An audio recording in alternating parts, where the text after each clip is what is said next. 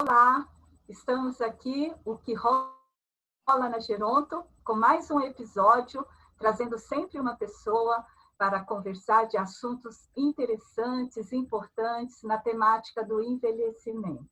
Estamos a Ieda Duarte, o Sérgio Pascoal, Marília Berzins e hoje o nosso amigo Carlos Lima não pôde comparecer por um compromisso pessoal. Mas nós vamos conhecer o Dr. Alexandre da Silva, que vai conversar conosco sobre envelhecimento e racismo ou racismo e envelhecimento. Dr. Alexandre é professor do Departamento de Saúde Coletiva da Faculdade de Medicina de Jundiaí. Ele é doutor em saúde pública pela Universidade de São Paulo, USP, fez o início do seu doutorado com a saudosa professora Maria Lúcia Lebrão. Precisamos registrar, lembrar do nome dela, essa pessoa importante na gerontologia. Ele, além disso, é especialista em gerontologia, fez na Unifesp, Universidade Federal de São Paulo.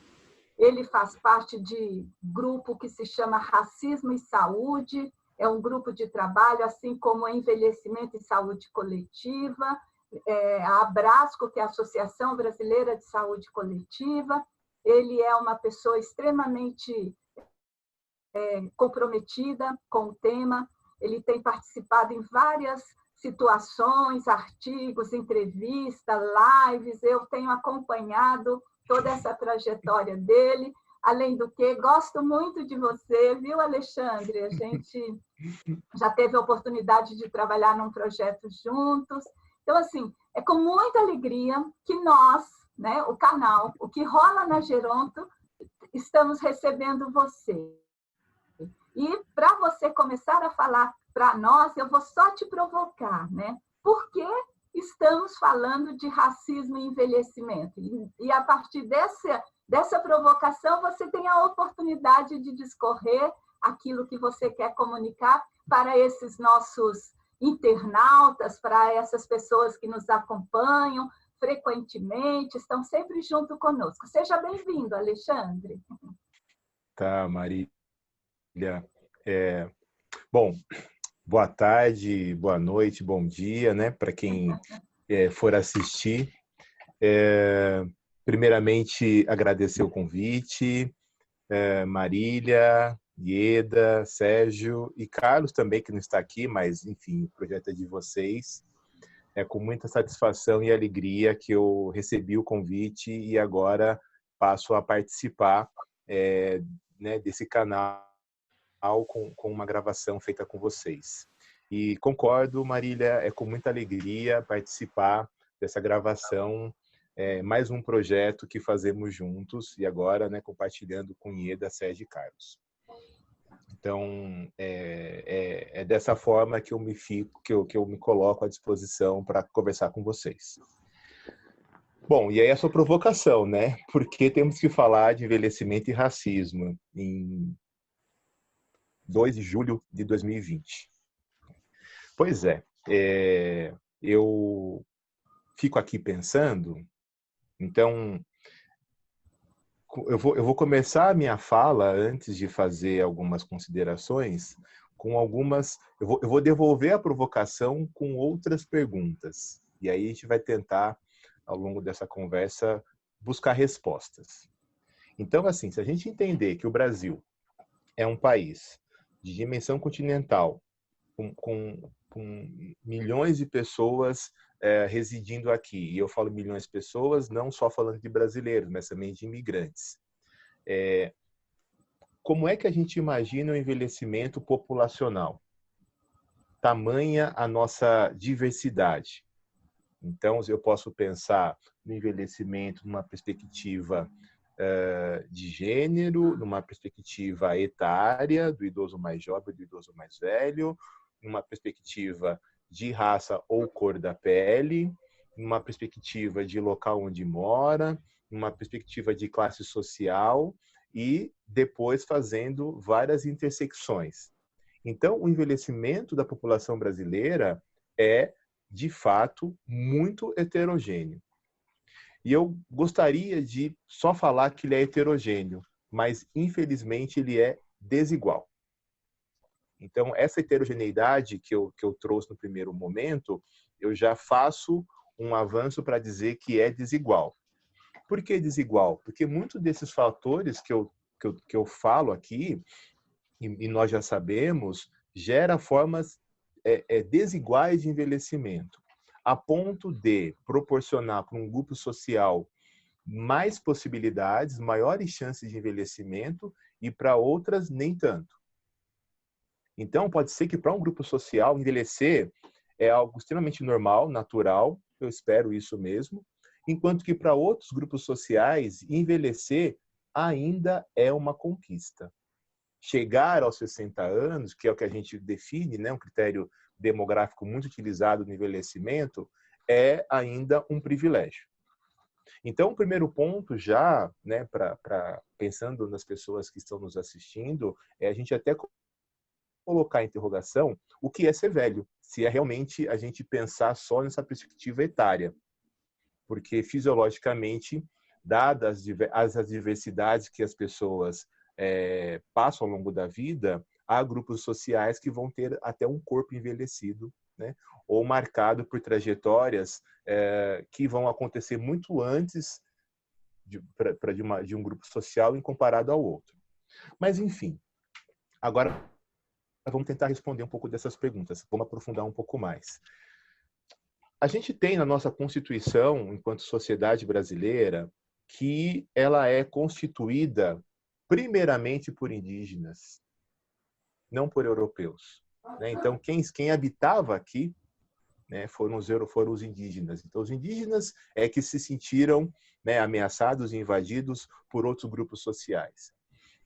Para encurtar um pouco a história, então, nós temos na nossa Constituição indígenas, negros escravizados e europeus. E eu quero falar negros escravizados porque isso vai nos ajudar a entender o racismo. Porque de onde eles vieram, eles não eram escravos. Há hoje um grupo de pessoas que tentam dizer que mesmo com o continente africano existia pessoas que eram escravizadas e que negros escravizavam negros, só que isso era algo muito particular do continente africano e acontecia por razões e motivos e finalidades totalmente diferentes do que nós temos aqui, né, no continente sul-americano e aqui no Brasil. Então, os negros que vieram para cá eram negros livres lá no seu continente que chegam aqui numa condição de mercadoria. Então, hoje, felizmente, há diversos livros que nos mostram o quanto isso foi doloroso para esses que vêm para cá e, diferentemente do que a literatura mais antiga, eu vou falar 20, 30 anos atrás, trazia, esse estar aqui foi sempre marcado por resistência, sempre marcado por estratégias de se ver livre. Então, não dá para a gente ficar ainda idealizando, né? Talvez muitas pessoas que estejam nos ouvindo já saibam disso, mas outras não. Que não foi uma generosidade da princesa Isabel que um dia acordou com o coração, né, cheio de compaixão e falou, chega. Não, não é isso.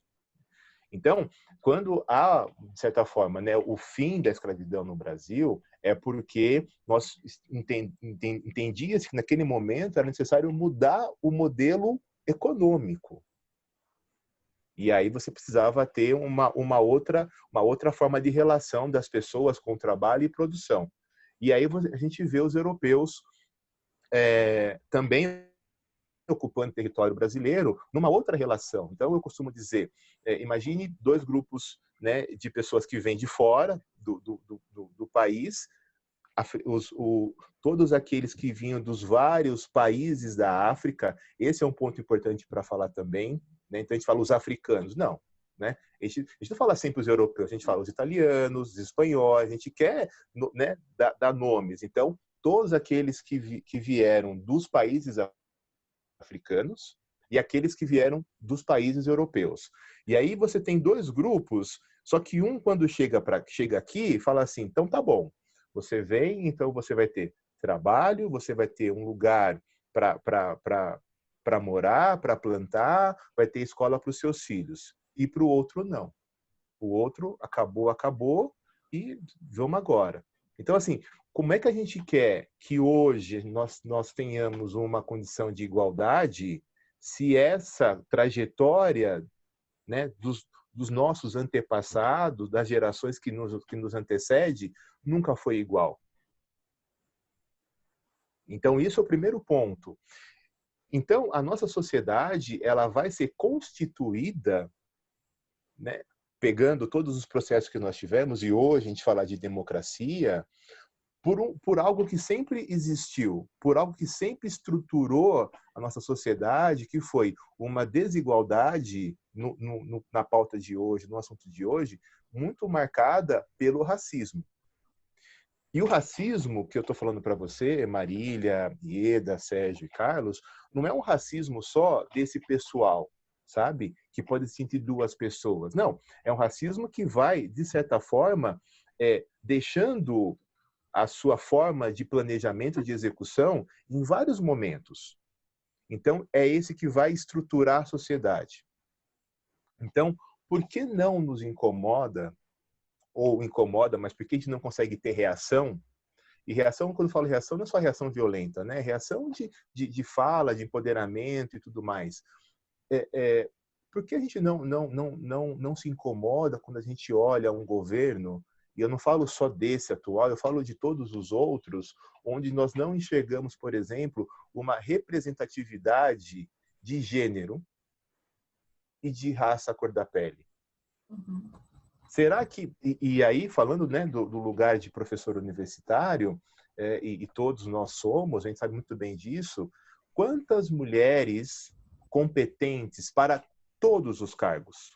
Para todos os cargos nós conhecemos, nós sabemos que elas existem, mas elas não conseguem chegar nesses pontos, né, nesses locais de tomada de decisão.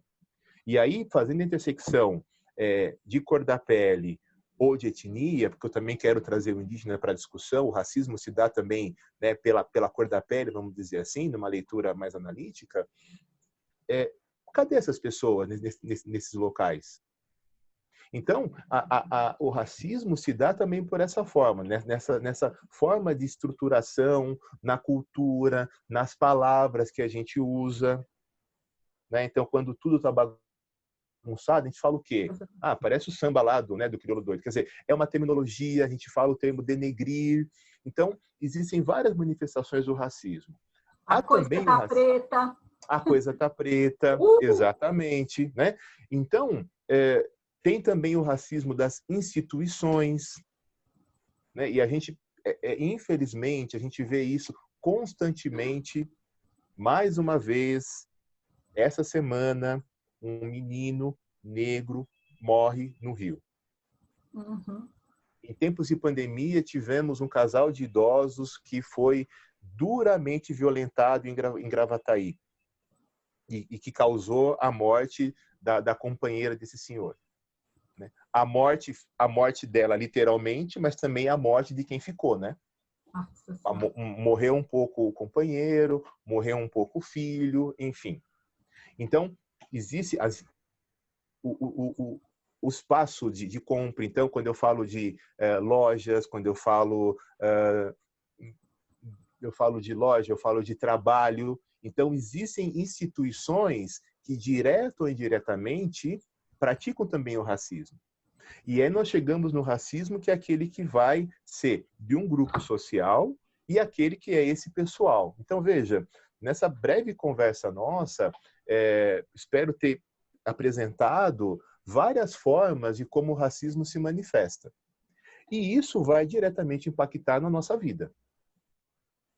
Então, pegando agora o assunto, trazendo agora para a questão da saúde, e eu falo aqui a saúde no conceito mais amplo, que é tudo que a gente entende por estar saudável, não só de doença. Então, numa trajetória, vamos entender que ter pele mais escura já vai ser desigual mesmo antes de nascer. Por que mesmo antes de nascer? Porque eu estou falando da quantidade, da qualidade das consultas pré-natais dessa mãe. Então, já tem diversos estudos mostrando que a qualidade do pré-natal, a quantidade de consultas pré-natais já é desigual para as mulheres negras. E aí a gente passa pela infância. E a infância é essa. Essa infância do Rio de Janeiro exemplifica muito bem o que é uma infância de uma criança negra. Lógico que não é da maioria, né?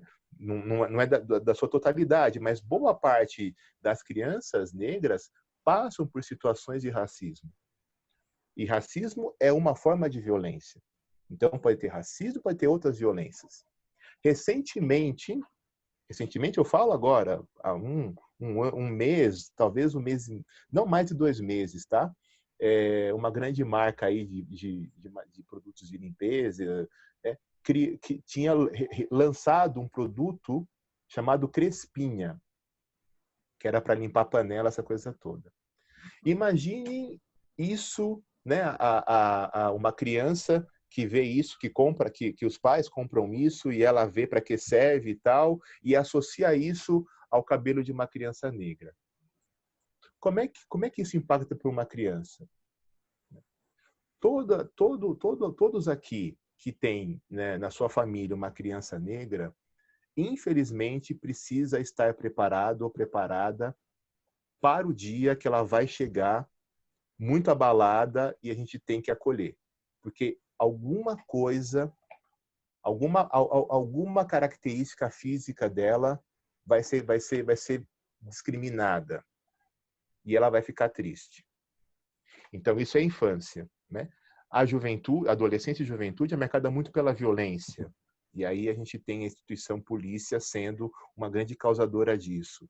E eu falo instituição porque eu sei, todos nós sabemos, que há pessoas nessas instituições que não são preconceituosas em relação à cor da pele, mas a instituição toda sim faz. E há diversos exemplos disso, né? Quando você vê num certo município, a pessoa, um juiz, enfim, falando que aquela pessoa não pode ser suspeita porque ela é branca.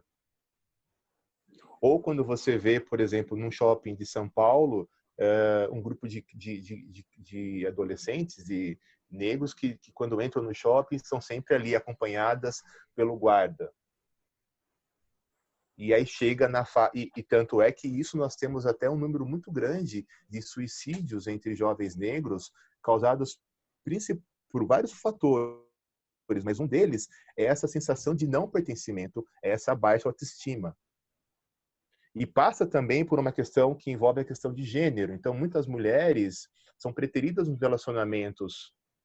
E aí você tem, muitas vezes, a solidão da mulher negra. Que num estudo que eu fiz uma análise falando da solidão da mulher idosa negra, que tem a ver com essa trajetória.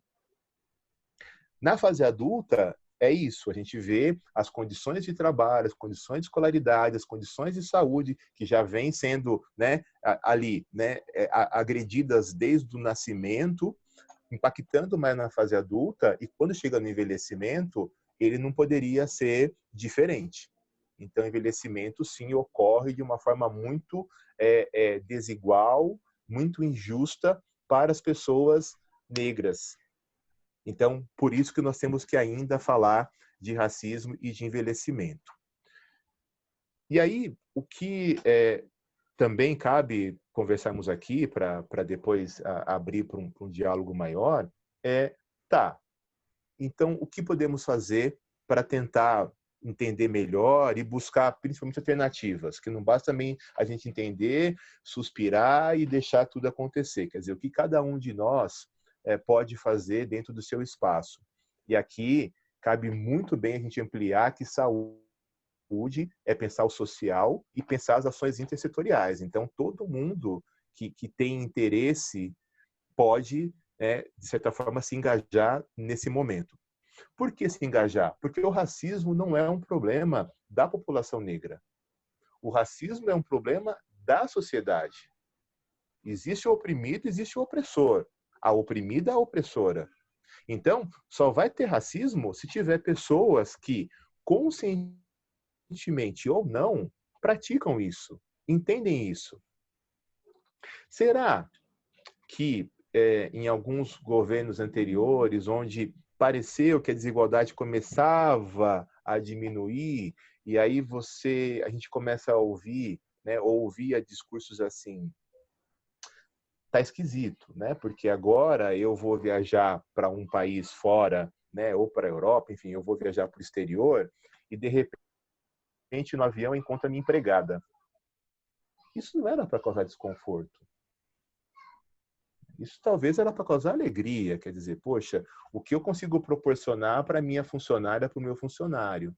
Mas veja, um problema muito sério que nós temos que lidar e fazer a leitura é que muitos países, quando começam a diminuir a desigualdade, muitos dos indicadores, inclusive de violência, começam a diminuir também. Então, pensando nessa questão do que é, né, do que é envelhecer, nós temos que pensar como se dá o acesso aos serviços, não só de saúde, mas todos os serviços. Como se dá o acesso, qual é a qualidade desses acessos, desses serviços. E aí cabe, por exemplo, fazer uma colocação que tem a ver com o território. Então, uma das análises que eu também trago para esse momento é que, para além de você envelhecer, é onde você envelhece.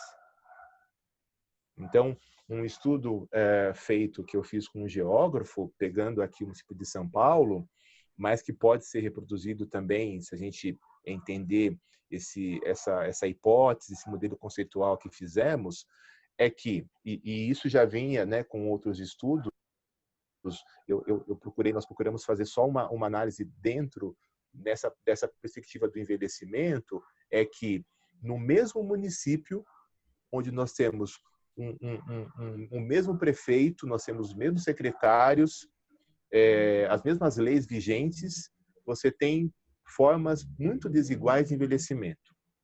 Então, pegando o município de São Paulo, né, nas suas periferias, que é onde residem as pessoas mais pobres, numa média de idade ao morrer, não se chega aos 60 anos. Então, a média de idade ao morrer dos bairros mais periféricos não chega a 60 anos. Mas se eu pego os bairros mais centrais, onde nós temos uma concentração de serviços, uma concentração de hospitais, fazendo uma análise com a pandemia da Covid, onde nós temos mais ações de controle, as pessoas ali estão, assim, dos 60 já é um fato, né? Não se discute isso, todos chegam aos 60 anos e muitos distritos ou bairros já estão chegando aos 80 anos. Então, veja, nós falamos então de pessoas que, para além de envelhecer, também precisam envelhecer com alguém da sua geração. A gente fala muito de envelhecimento, a gente tem um desafio que cada vez mais se coloca aí como urgente, que é melhorar as relações intergeracionais. Mas enquanto isso vem sendo construído, né, e a gente aprendendo também, que a gente consiga viver bem com a nossa geração. Então, pessoas negras são aquelas que chegam no envelhecimento muitas vezes sozinhas. Porque o companheiro morreu, pensando na feminização do envelhecimento, porque outros entes ou amigos também morreram, que muitas vezes os filhos e filhas morreram por causas injustas e desnecessárias. Aí eu trago outros referenciais de outros pesquisadores, como o professor Luiz Eduardo Batista, que fez um estudo anterior a esse que eu fiz e que mostrou que no estado de São Paulo, as pessoas, dependendo da sua cor da pele, elas morrem de causas não tão normais assim, né? Quero dizer, não é normal morrer de gravidez. Não é normal morrer por transtornos mentais. Então, ele vai mostrando que, e o título do artigo é bem interessante, falar a cor da morte, justamente por isso. E nesse momento, cabe destacar que quando eu falo cor, raça, cor, eu estou dizendo que negro, preto, pardo, o que vem à nossa cabeça? Né? Para cada um que está assistindo aqui, o que vem à cabeça? Não é logo assim, né, no primeiro momento, uma pessoa bem-sucedida. Não é essa imagem que a gente tem. Agora, se eu falo branco, se eu falar branca, loira. Vem um outro estereótipo. Veja, então, quando eu falo raça-cor, eu estou falando de um indicador social muito potente. E isso é importante a gente pautar aqui, porque muitos que estão assistindo também são pesquisadores, professores, enfim, ou também atuam em áreas técnicas. Então, veja, não é uma informação que tem que ser esquecida ou não considerada. Porque como indicador social, ele é muito potente para a gente entender a situação. Então, tudo isso vai dando para nós uma particularidade do que é envelhecer sendo uma pessoa preta ou parda. E aqui eu trago um outro conceito que é o colorismo. Então, os estudos que eu tenho feito, ou também usado como referência, têm mostrado exatamente isso, que uma coisa no Brasil é você ser branco, outra coisa é você ser pardo, outra coisa é você ser preto. O branco sabe que é branco, o preto sabe que é preto, e o pardo muitas vezes fica numa situação de, não vou falar que de não identificação, mas é porque o contexto muda. Então, falar de raça-cor, a gente precisa falar disso também fazendo uma leitura histórica do que aconteceu. Mas hoje, quando a gente pensa em políticas, em violências, a gente coloca pretos e pardos numa mesma situação e a gente chama de negros. Então, os negros sofrem muito mais do que os brancos. E o racismo, ele se comprova e ele, enfim, a gente observa que isso ocorre não só no Brasil. Então, a pandemia, por exemplo, trouxe isso. E é a palavra que muitas pessoas têm usado e que estão corretos. Ele escancarou ainda mais. Então, mesmo a Inglaterra, que é um país supostamente menos racista do que o nosso, mas não é, né? Estados Unidos, que também é, ou até mais, enfim. Todos esses países né, cuja diáspora africana foi muito grande, ou seja, onde muitos negros saíram do continente africano para, na condição de escravizados, chegarem a esses países, todos eles hoje escancararam o racismo. Então, se a gente pegar no nosso próprio país os territórios onde há mais pessoas negras, a letalidade é maior. Então, os estados, os municípios, se a gente pegar a Inglaterra, pegar os Estados Unidos, os estados, né, dos Estados Unidos com maior população negra, a letalidade é maior. E por que é maior? Porque não é porque existe uma predisposição genética. Até que se pode ver o contrário, não tem nada a ver. Muito pelo contrário. Todos os estudos que têm sido feitos hoje falando sobre a questão genética mostram o contrário, que são as adversidades que ocorrem ao longo da vida, né, e aí vamos lembrar desde lá do pré-natal, é que vai fazendo com que algumas propriedades celulares comecem a ter o seu problema. Então, são as adversidades, a discriminação que vai gerando uma morte celular precoce. Então, falando agora do idoso negro, então pode sofrer uma discriminação porque é negro, se mulher, porque é mulher, porque é pobre, e como falamos de envelhecimento, porque tenha uma ou mais deficiências. Então, a gente tem que falar sobre idoso negro e idosa negra sim, porque, para além dos outros que também carregam essas discriminações, esse idoso negro também carrega e também, muitas vezes, uma discriminação porque mora num bairro também, que é um bairro periférico, ou um bairro que não tem as mesmas condições. Fazendo agora uma análise para a Covid, depois a gente pode abrir para um diálogo de todos nós, é isso que está acontecendo. Então, a gente já percebeu, desde o início, a dificuldade de se falar com respeito da população idosa, diante do que está acontecendo, quem dirá da população idosa negra. Porque muitas vezes é esse grupo social que é velho, negro e que tem comorbidades. E isso já foi apontado em vários estudos, né? Fizemos um estudo no SAB mostrando isso, que os idosos negros têm mais hipertensão, mais diabetes, Então, já seria um motivo para a atenção primária acompanhar melhor, gerenciar melhor esse grupo, porque é um grupo que poderia, sim, sofrer mais com a chegada da Covid-19. E o que agora é pior, e assim, acho que vocês e eu nos colocamos nessa situação, e muitos também do que estão nos assistindo, é que a gente não sabe o tamanho desse estrago, porque existe uma invisibilidade da informação, não do sofrimento. Do sofrimento, não. Então, eu falo que o dado, né, a realidade para mim se dá quando eu olho para o cemitério, quando a gente vê as fotos, né? Quer dizer, você tem um cemitério que tem uma certa forma de funcionamento, e agora pede uma escavadeira, e aí você faz uma foto, né, de cima, você vê quantas covas são criadas, você vê os caminhões frigoríficos. Então, você tem uma mortalidade muito alta que os números não estão mostrando. Então, para além dessa letalidade, desse óbito, da pessoa idosa, da sua família que fica perdendo esse ente, que muitas vezes é importante, e aí, né, temos vários estudos mostrando quantas famílias dependem também do benefício dessa pessoa idosa, há uma questão do luto. O luto não é praticado. Não importando agora se essa pessoa negra é de religião evangélica, ou de matriz africana, ou católica, ou budista, enfim. Respeitando aquelas famílias que têm a sua prática do luto, isso também não é possível.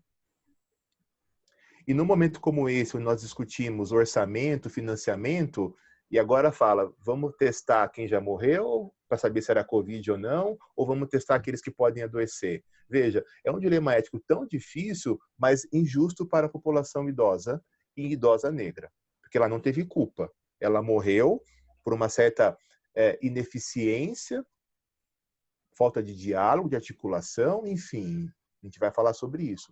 Mas o que me incomoda quando eu ouço de muitas pessoas que falam da Covid é que, ok, muitas mortes irão acontecer e nós vamos passar por isso. Mas espera lá, quem é que está morrendo? Esse um a mais que aparece todo dia é uma pessoa muito importante para essa família. E pode ser uma pessoa idosa, sabe muito bem disso. Então, eu acho que para fazer uma primeira abertura da conversa, eu queria fazer só essa apresentação. Sérgio, abre o microfone. Alexandre, você falou uma coisa muito importante no começo que eu queria retomar, porque isto, para nós que estamos na gerontologia, estudando envelhecimento, estudando fatores que determinam uma velhice melhor, né? Como modificar os fatores que pioram a vida na velhice para transformar a vida nessa época, a última época da nossa existência, numa época plena não só de direitos, mas plena mesmo de satisfação, né, de qualidade.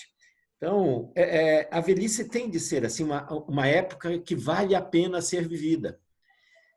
Só que quando a gente começa a estudar os velhos e perguntar como você está satisfeito, quão satisfeito você está com a sua vida, existem umas diferenças impressionantes, né? E você mostra muito bem que há não só uma diversidade na velhice, não só uma heterogeneidade na velhice, mas existe uma desigualdade. Isso é muito mais cruel, né? Então, e é mais cruel por conta do racismo introjetado na nossa sociedade, e eu acho que é isso mesmo. O racismo aqui no Brasil é estruturante. É estruturante. Tudo perpassa, porque a nossa convivência de séculos foi uma convivência onde o racismo imperou.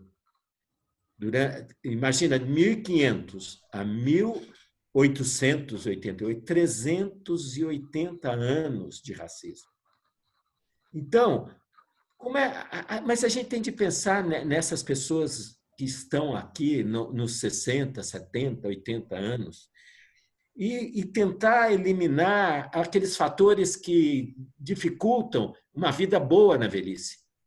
Então, e aí, com certeza, né? Com certeza, as pessoas negras, as idosas negras, os idosos negros, em média, têm uma vida mais difícil e pior do que as pessoas não negras, brancas, né?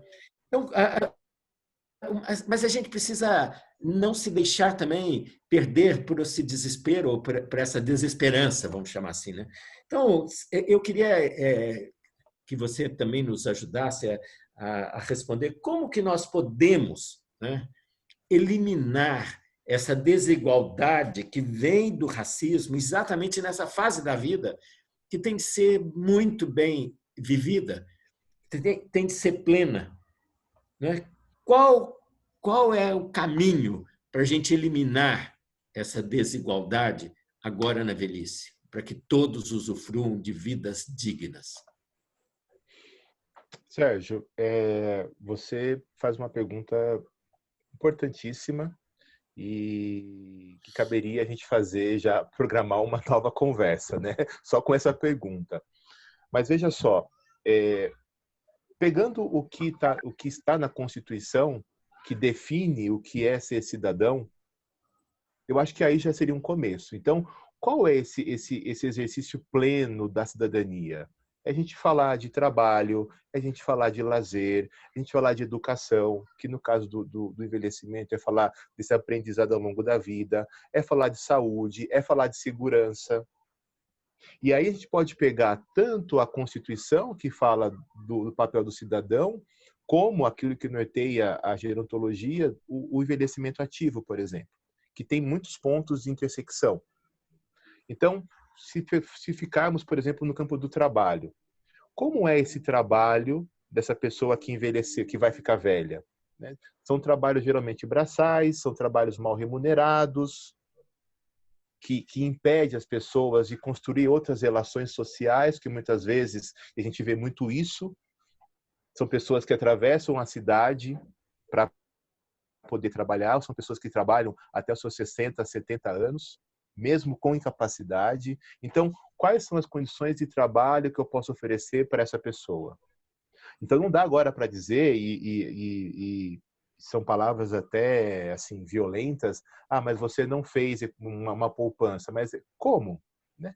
Como uma pessoa, às vezes, idosa, negra, fazer uma poupança, se muitas vezes ela trabalha não só por ela, mas também para manter a família, porque também há o desemprego dos seus filhos. Eu estou falando agora do número de desalentados, que é maior também na população negra. No campo do aprendizado, esse aprendizado ao longo da vida, o que é ofertado para essas pessoas que estão para envelhecer ou que envelheceram recentemente? Inclusão digital, Sérgio, é algo tão importante para todos nós. Então, assim, a gente faz um plano, né? O governo faz um plano de auxílio, não para o idoso, mas em geral, e que pede o uso do aplicativo, que tem que ter internet, tem que ter um certo, né, manejo. Mas muitas pessoas não têm. Né? Quando a gente fala da saúde, por exemplo, e aí eu faço muitas vezes menção ao trabalho que você fez, por exemplo, o PAI. O PAI, para mim, é um programa muito interessante. Eu trabalhei muito com as acompanhantes do PAI e as gestões, né, do local onde eu estava, e realmente é isso. Quer dizer, na perspectiva que o PAI foi criado, ele assiste quem precisa. Né? E pegando indicador de incapacidade funcional, você vê que ela se dá também com muita, em São Paulo em particular, mais nas pessoas negras. Então, eu cansei, né? Assim, eu gostei, né? Cansei, eu falo entre aspas, mas eu gostei muito de ter ido a inúmeras casas onde eu via que era um idoso, uma idosa negra. E o pai estava lá fazendo assistência, olhando quais as AVDs que estavam mais acometidas. Para mim, é um exemplo de uma ação que promoveu a equidade. Mas, para além disso, quantas pessoas, pensando agora na atenção primária, no sentido mais amplo, quantas pessoas precisariam, por exemplo, fazer um ajuste de medicação, né, para hipertensão, para o diabetes, que são essas comunidades que agora estão sendo discutidas, mas vamos pensar em outras também, obesidade, enfim. Mas muitas vezes falta alguém levar essa pessoa para a unidade para fazer o exame, ou alguém ir à casa dessa pessoa para poder coletar as amostras, né, fazer a aferição de glicemia, a aferição da pressão arterial, olhar para a geladeira e falar, viu, o que você tem aqui não dá para você deixar de engordar, porque você está comendo errado, a qualidade do alimento não é adequada. E pensando na educação, né, de jovens e adultos, falta falar idosos também. Então, como esse idoso precisa hoje estar aprendendo mais? Então, assim, o que eu quero dizer, não sei se eu conseguir mostrar o cenário, é que nós temos várias ações para a gente fazer, que seria preparar essa pessoa que vem envelhecendo, e quando ela chega no envelhecimento, ter práticas de equidade, literalmente. Não é ser justo só, fazer igual. Que fazer igual é você manter essa desigualdade. Não dá para deixar o espaço lá. Ah, mas a unidade está aqui. Tá, a unidade está aqui, ele está lá. Se ninguém fizer essa ponte, vai ficar essa distância mesmo. Então, fazer mais para quem precisa mais, né? Exatamente, exatamente. E a gente tirar essa questão de que ele não quer. Então, veja, muitas vezes o discurso do racismo, não só para o idoso, mas em geral, passa assim, ah, mas fulano conseguiu, fulana conseguiu. Pegando agora a questão do envelhecimento. Sempre alguém vai lembrar, ah, mas eu lembro de um senhor, uma senhora de 90, de 100 anos, que, nossa, ela tá ótima. Fala, ela tá, mas quantas coisas da família estão? Então, é mais fácil a gente encontrar famílias, né, de idosos não negros, que chegam várias pessoas com 85, 90, 92, e é muito frequente você encontrar um ou uma idosa negra que chega com uns 90, 100 anos. E a gente sabe da solidão, da importância de estar com pessoas da sua geração. Quando morre um ente da sua geração, morre também um pouco da sua história. Então, é esse ponto que nós temos que também olhar para pensar o que ofertar para essas pessoas, né, que estão envelhecendo e que são negras. Respondi, Sérgio? Era isso? Respondeu. Eu só queria fazer uma coisa, eu acho que enfatizar. Realmente, a velhice boa depende de todo o processo do envelhecimento que vem desde a concepção. E é isso mesmo, é antes do nascimento que eu vou chegar na velhice bem. E se as pessoas têm desigualdade durante a vida, vão ter uma velhice desigual. Você tem toda a razão. Nós temos de acabar com isso. É estruturante. Nós vamos ter de mudar toda a estrutura nossa, social, econômica, e para dar igualdade de acesso a todo mundo. Eu não tenho dúvida, para ter velhice boa para todos, sem exceção. Desculpa, Ieda, você ia falar. Ali, quando a gente olha para a nossa sociedade, né, nós vemos alguns comportamentos, às vezes eu fico me perguntando, será que o nosso preconceito ele é racial só, ou ele é principalmente econômico? Porque às vezes nós vemos assim, a questão racial muitas vezes ela é camuflada quando nós vemos condições econômicas melhores. Você vê, por exemplo, quando há um destaque econômico em algumas pessoas negras, parece que a questão racial desaparece. Como é que você trabalha essa questão da questão racial e econômica? Como é que você vê isso na nossa sociedade? Ieda, eu, na verdade, pensando no racismo, na discriminação, sempre a cor vem primeiro. Sempre o corpo vem primeiro. Então, veja, em diversos espaços, isso é uma constatação, é um relato comum. Todas as pessoas são aparentemente discriminadas pelo seu corpo. É depois de um tempo de convivência, depois de um momento de conversa, que você pode fazer, né, algumas outras sugestões do que possa ser. Mas, por exemplo, o preconceito é algo muito frequente em nós. Então, todo mundo tem um pouco de preconceito. O que acontece? Eu posso ter um pré-conceito de alguma coisa, mas eu não verbalizo, eu não materializo isso.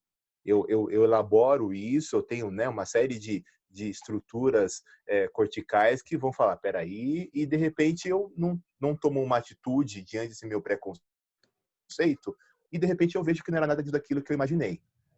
Isso seria o ideal. Qual é o problema do racismo ou do machismo, por exemplo? É que eu parto desse preconceito e já discrimino. Talvez um homem negro de terno num shopping, a primeira coisa que vão associar é que ele é segurança. Não que ele é um executivo que saiu do horário por horário de almoço e foi ali fazer uma refeição e comprar um equipamento de 10 mil reais. E se está no mesmo shopping um homem branco de terno, com certeza ele está no horário do almoço dele ou final do expediente dele e foi lá comprar alguma coisa. Uma mulher negra, quando vai num shopping comprar um objeto, um sapato, uma roupa, é muito comum as vendedoras, negras ou brancas até, oferecer o que é promoção. Fala, olha, aqui tá esse lado aqui tem uma faixa aqui, sei lá, um espaço de promoção que tem peças lindas, nossa, você vai adorar. Mas a pessoa foi lá para comprar uma roupa, não para comprar uma roupa em promoção. Por que eu quis dizer que pessoas brancas e negras? Porque o racismo é isso. O racismo é um processo que vai modulando a nossa sociedade. E isso é naturalizado. Então, o que eu quero dizer? Que qualquer pessoa pode praticar o racismo no Brasil, como qualquer mulher também pode praticar o machismo. Ela naturaliza comportamentos. Como é que a gente muda isso? Dessa forma, conversando. Eu acho que explicando para as pessoas, falando o que as pessoas têm que olhar.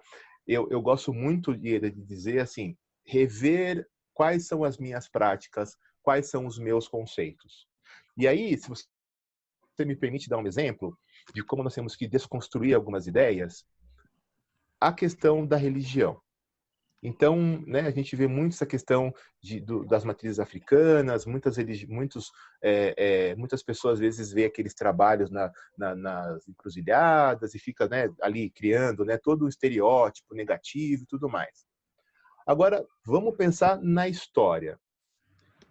Aqueles negros escravizados que moravam nos seus espaços, né, viviam ali na questão de trabalho, desumano e tudo mais. Eles tinham horário para praticar sua religião? Não tinha horário. Então, que horário tinha que ser? O horário onde todo mundo dorme. E qual horário que todo mundo dorme? É madrugada. Eles teriam um espaço dentro das fazendas para fazer? Não, eles têm que fazer fora da fazenda. Vai fazer perto da minha fazenda onde eu moro, onde eu resido, ou na outra? Não, vamos fazer no meio. Então, veja, encruzilhada, fazer à noite, é uma questão histórica. Então, esses assuntos, é só um exemplo, tá, Ieda? Para dizer assim, nós temos que fazer uma discussão. Um ponto que eu também vejo, e isso é uma fala de muitas pessoas também estudiosas do assunto, é que nós temos que trazer novas epistemologias. Então, não é só o olhar. Então, eu vejo você me vê. Só que o que eu estou vendo não é o que você está vendo. Mas a gente se constitui dessa forma, né? Quando eu vejo você e quando você me vê. Então, essas epistemologias que já existiam, mas que eram sempre barradas, elas precisam ser respeitadas. Para o meio acadêmico, Ieda, você sabe muito bem disso. Quantas vezes, para mim, foi difícil pautar o racismo? Porque é um assunto que, muitas vezes, a pessoa não quer falar. E aí coloca classe. Então, assim, se eu coloco, às vezes, classe e depois eu quero falar da cor da pele, parece que isso perde importância, porque quase a maioria dos pobres são negros. Agora, se eu ponho o negro acima de tudo, né, a leitura analítica da raça, cor da pele, você vai ver que muitas vezes a classe social ela não vai trazer tanto, vai diminuir, vai eliminar o impacto. Ele pode reduzir. Mas reduz por quê? Porque muito daquilo que a classe poderia ofertar, eu consigo obter. Né? Uma casa própria, por exemplo. Mas mesmo assim, talvez alguns serviços que são ofertados na minha casa, eu vou sofrer o racismo porque eu sou o dono da casa negro, a dona da casa negra. Então, assim, é importante discutir o racismo em todos os níveis que eu apresentei aqui. Muito bom. Eu acho muito importante você trazer essas pontuações, porque nem sempre a gente tem a oportunidade de discutir com tanta propriedade. Então, achei muito, muito importante, e eu te agradeço muito você ter vindo aqui pontuar com tanta propriedade isso. Acho que foi muito, muito enriquecedor. Marília? É verdade, muito enriquecedor, um assunto que não dá para abordar em apenas um episódio. Eu queria agradecer muito, muito, Alexandre, pela disponibilidade do tempo seu, do seu conhecimento, do seu engajamento, do seu envolvimento com a temática. Eu acho que isso é super importante, precisamos sim discutir em todos os aspectos do envelhecimento, em todos os campos, as áreas, o assunto de a velhice negra e o que isso impacta na vida dessas pessoas. E para terminarmos o nosso encontro, Sérgio, o que você quer dizer para terminar? Em seguida, Ieda, e por fim, a gente volta a palavra para o nosso entrevistado, Alexandre, e eu concluo, e assim nós já estamos encerrando o nosso programa esse episódio, né, o que rola na Geronto. Então, Sérgio, para terminar... Bom, eu queria dizer que eu tenho muita esperança de que um dia a gente consiga acabar com essa questão estruturante que modifica tanto a vida de tanto idoso, que foi ele ter vivido num meio em que o racismo perpassou por todo o seu processo de envelhecimento e, portanto, ele chega na velhice já desigual. Então, eu quero lutar e quero ver se nós, como planejadores de saúde, a gente consiga estruturar nova sociedade e que leve em conta o não racismo. E eu queria, Alexandre, dizer para você que eu fiquei satisfeito de saber essa sua opinião, de que o programa, eu vou até dar, você falou pai, né? Mas muitas pessoas talvez não saibam que é o programa acompanhante de idosos da Secretaria de Saúde da cidade de São Paulo, que esse programa ele leva a uma quebra da desigualdade. E isso era uma das motivações de se criar o PAI, o Programa Acompanhante de Idosos, porque a gente queria dar cidadania a todos aqueles que estavam fora da sociedade, aqueles que estavam excluídos por vários motivos. E a gente sabe que muitos dos idosos negros estão excluídos da sociedade por todo esse processo de envelhecimento, por toda a sua vida que fez com que eles chegassem na velhice fora do acesso a bens e serviços da nossa sociedade. E o pai pode ser aquele que leva a cidadania a essas pessoas.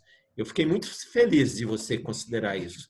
E, para mim, foi um motivo de orgulho de saber que o pai pode ser um instrumento desse, ajudar a diminuir esse racismo estrutural da nossa sociedade. Muito obrigado mesmo.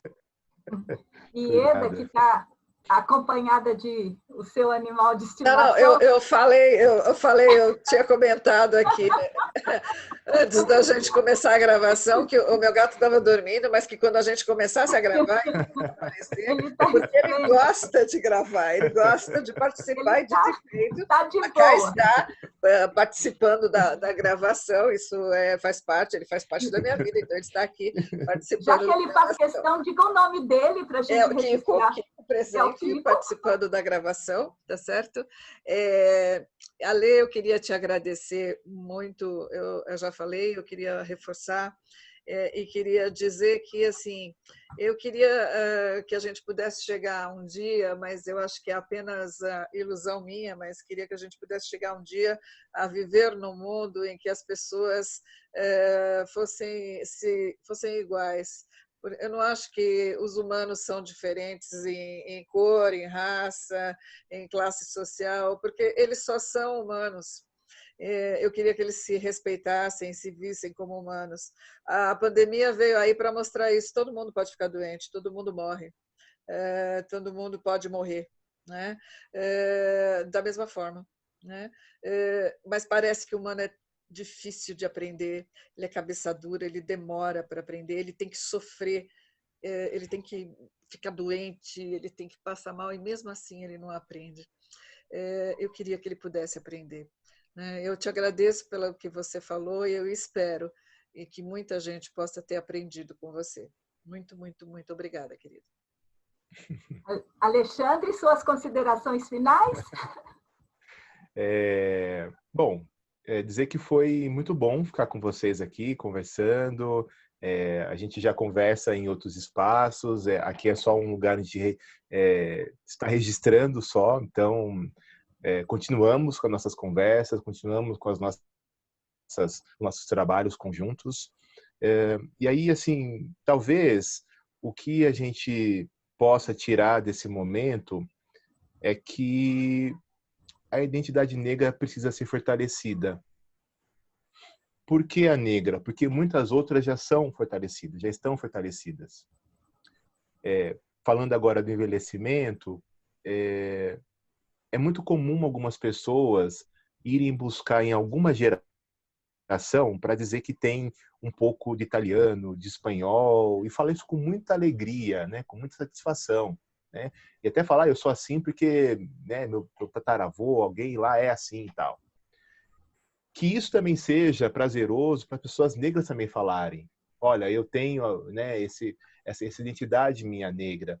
E mais do que a pessoa falar que tem, que a sociedade respeite isso e entenda a alegria que ela tem. Então, o que eu percebo hoje é que a sociedade bloqueia ainda isso. Uhum.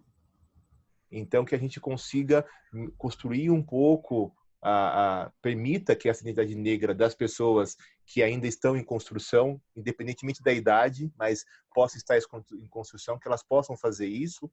E, pensando no que a gerontologia pauta também, e que é o assunto aqui da Covid, que a gente, depois disso tudo, e principalmente se fosse até agora, né, que nós pudéssemos rever quais são as ações que ajudam a melhorar a situação de vida das pessoas idosas negras. A atenção primária, por exemplo, a assistência social, tudo que poderia ser feito, dá para ser feito ainda agora, mas que principalmente depois que a gente consiga sentar e articular com todos os setores envolvidos nesse bem-estar e nesse usufruto da cidadania completa das pessoas. Muito bem. Bem, Bom, obrigado, olha os gente. desafios que nós temos, bastante, né? Então, me alegra muito participar. Eu sou uma idosa, sou uma velha, sou negra, sou mulher. Então, isso para mim são esses fatores que me enaltecem e me dão a vida toda a minha identidade. Porque é muito difícil a gente ser diferente em vários contextos. É uma briga constante, né? Você tem que convencer o outro sempre da sua capacidade, porque você já tem um signo que já te põe em outro nível. Então, muito obrigada, viu?